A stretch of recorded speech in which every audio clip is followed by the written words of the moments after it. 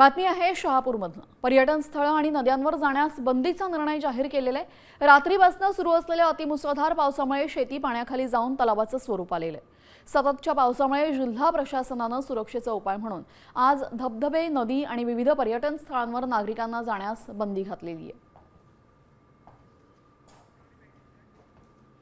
पर्यटन स्थळे आणि नद्यांवर जाण्यासाठी नागरिकांना बंदी घालण्यात आलेली आहे। प्रशासनाकडून सुरक्षिततेचा उपाय म्हणून ही बंदी घालण्यात आलेली आहे। आपण पाहतोय गेल्या 3 ते 4 दिवसांपासून अनेक ठिकाणी जबरदस्त पाऊस पडतो आणि त्याचमुळे सुरक्षेच्या कारणास्तव पर्यटकांना बंदी घालण्यात आलेली आहे।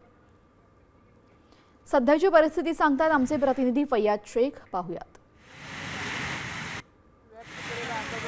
रात्रीपासून विजेच्या गडगडाटासह अतिमुसळधार पाऊस हा शहापूर तालुक्यामध्ये बरसत आहे। आता आपण या ठिकाणी उभे आहोत। अतिमुसळधार पाऊस पडत असल्याने नदी असो, नाले असो यांना पूर परिस्थिती निर्माण झाली आहे। तर भात शेती ही पाण्याखाली गेल्याचे आपल्याला दिसू शकते। जिल्हा प्रशासनाने धबधबे असो, पर्यटन स्थळ असो किंवा नदी नाले असो या ठिकाणी जाण्यास बंदी घातलेली आहे। आणि वेधशाळेने वर्तवलेल्या अंदाजानुसार सध्या शहापूर तालुक्यात अतिमुसळधार वाऱ्यासह पाऊस पडत आहे। फैयाज शेख, साम टीव्ही, शहापूर। हवामान